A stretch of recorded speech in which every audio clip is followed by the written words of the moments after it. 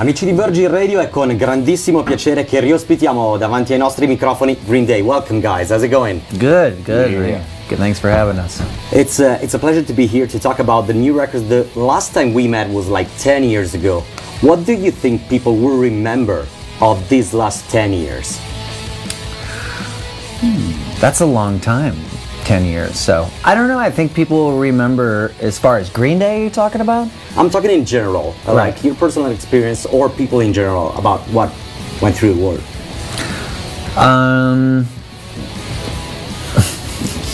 I think people will remember.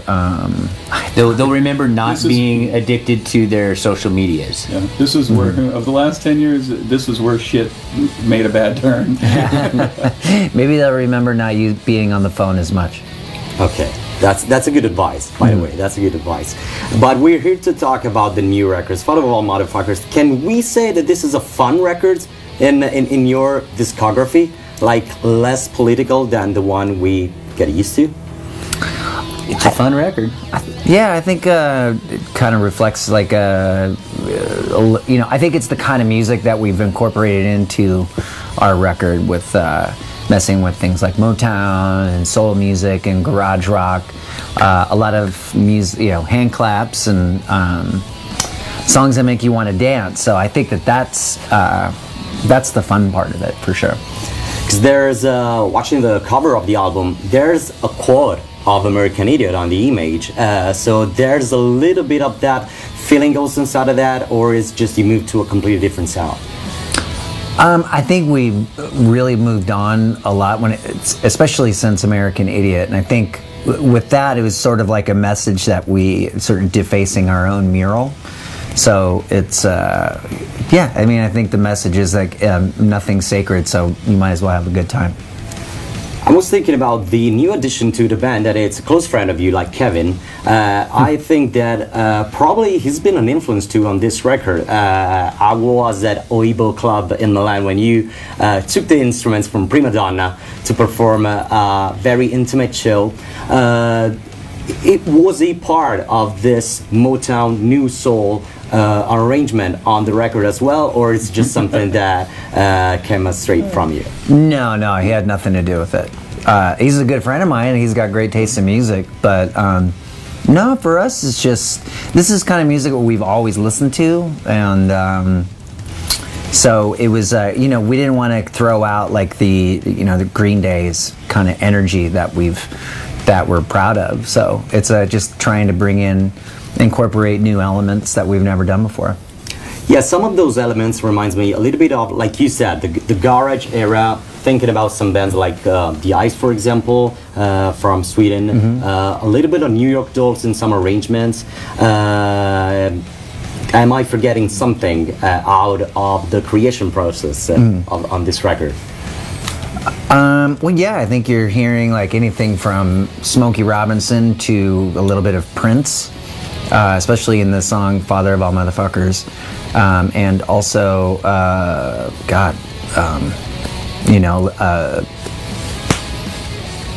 T-Rex, Oh yeah, we play a lot of different types of music, just as musicians we do, and it takes a long time to sort of make its way. It may take a long time for it to make its way into sort of the Green Day filter, or us getting in a room and really kind of hammering out how this works for the Green Day sound. But it's definitely showing off some of our influences. How much the Bay Area scene influenced you in this record especially? Because I was thinking about like your friend Tim Armstrong project, Wichita, that was like new soul little anthem he came out with. So probably also be surrounded by so much talented musician, it influenced you, and living there, it's probably part of the creation process. Well, I think the diversity living in the Bay Area has always been, anything from, the hippie movement to the punk rock movement to, Black Panther Party has always been in the concrete of especially the East Bay.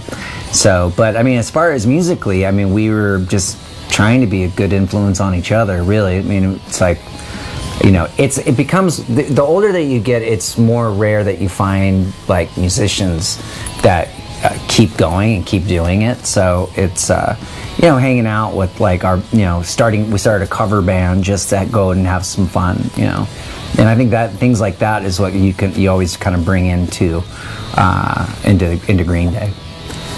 Thinking about the East Bay scene again, and thinking about the tour you're about to do, the Hella Mega tour, this is gonna blend a lot of different generations. So we got the '94 fans, then we got some post-emo fans with Fall Out Boy, and then the newcomers with the Interrupters as well. How do you think these generations will blend together in this tour? It's gonna be great. It's a lot of songs that people have heard. A lot of, everybody from all the bands, we all get along, and I think it's going to be. I'm looking forward to it, and I know like between like the sound check and when we open doors, we're going to be like, we'll have these giant baseball fields to play games on, and hopscotch and pin the tail on the Wookiee, and things like that. So we're gonna have a good time, and I think that the audience is gonna see us having fun and kind of get that vibe.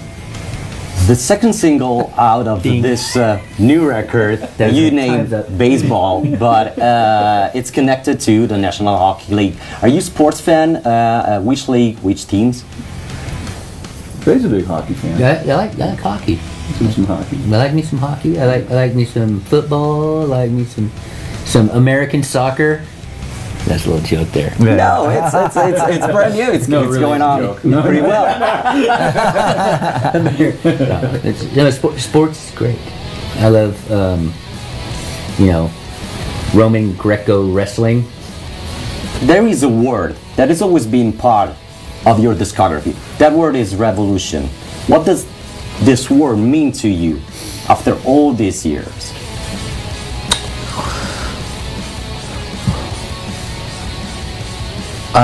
You looking at me? I think revelation.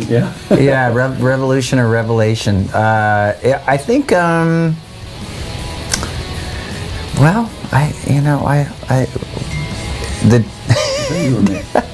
That's good, man. That's kick it.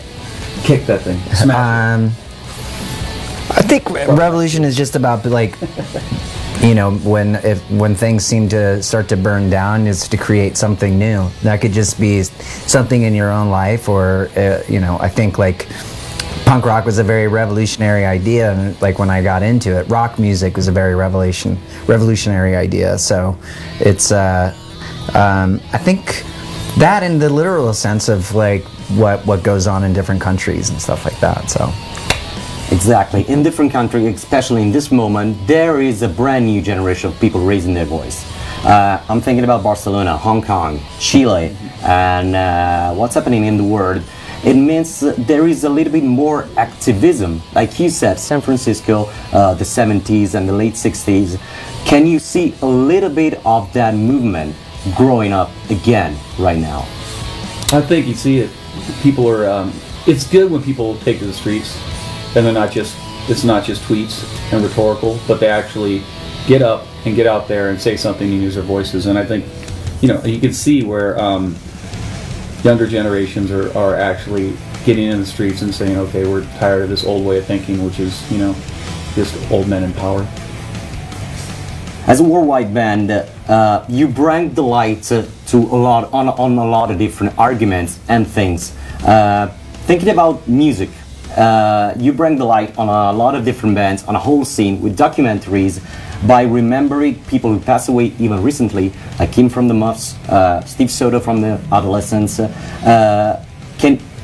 Do you think you got a responsibility for the new generation, like you're kind of an historical memory for them and the new generation to come, not to forget about the pioneers of the music we love? No, I don't think I'm not one to try to tell people what to do or what to listen to or what, you know. I think I just, if there's someone that I feel like someone that I'm sincerely gonna miss, like someone like Kim Shattuck, then yeah, then of course I'm gonna honor her as a songwriter, and she was great. She's funny, and she was her own woman. So it's I think. The thing about kids is they don't want to listen to anybody. They want to create their own thing, and I think that if anything, I'd rather just be a good listener for them. By saying that, you underline a very old school value of the punk scene, that it's do it yourself, like creating your own thing, because everybody can do it. How much that value and that approach is changed through the years, and in your opinion? Back in the days, fanzines and small clubs, Gilman, nowadays maybe everybody can upload their own songs on Spotify as well. So there's a radical change in that. Well, I think it's just presented differently. I mean, kids will write something and they'll put it online themselves. Like, it's the same sort of thing we would do with a demo tape on a cassette. You know, it's just presented differently. What's your relation with social media nowadays? Like you said, stay away from the phone. That's a good advice. But at the same time, sometimes saying something throughout that, it makes you feel like closer to your audience. Not only the funk base and the email and stuff, but like a deeper and faster connection to those people who've been listening to you for their own life. That's the good part of the social media. Is the only one we should save from our phone using. The way I try to use social media, I'll be pretty active just on Instagram, and but then there'll be times where I'll just shut it down because I just need to have a break from it. The thing about being a songwriter is I'm able to kind of form my thoughts a little bit more about emotionally and politically or personally, or which way you want to think about it. But on social media, people seem to kind of do things and say things without thought, and that's the thing that I try to stay away from as much as I can, because I think it's a lot of people will become like an avatar version of themselves. So it's so for me, I just try to put out something that's positive and funny or fun or something like that, without trying to tell people like what I think or whatever. I try to do that more in like songs. And that's another value from the old school punk era, like the positive mentality attitude. That is something that probably the new generation should use more and more, instead of maybe using 18 sentences on Facebook or stuff like that. Thinking about the fact that you're about to play this record live, what is going to be the feeling with the rest of your discography and the rest of the set list that you're going to put together for the Hella Mega Tour? I think that's the fun part. We will see. You know, I mean, it's exciting for us to find out how it evolves to our live show too. We have some ideas and some things we already know how they're going to fit in, and then the other things are just going to be, you know, the next step in Green Day's live show. That's great. And the very last question is about the future for you as human beings. I mean, how is going to be? Like, we started the interview talking about the last 10 years. Mm-hmm. The next 10 years, in your opinion, how they will evolve, humanly talking and musically speaking? Well, that's easy. The next 10, maybe 20 years tops, we're going to keep writing music and putting out records. But artificial intelligence is going to grow to something completely scary. And we're all going to be enslaved by our robot overlords. So, but we'll still be making music. That's not very positive mentality, but it's reality. Yeah, probably. Depends if you're a robot or not. Yeah. Yes, I guess we're not. Probably. You're not. Robots with big dicks. Oh, that's great. That's great for the fun records, for the fun parts. Guys, it's been a pleasure to have you here. Thank you so much for your time. All right, thanks, man. Thank you. Thank you.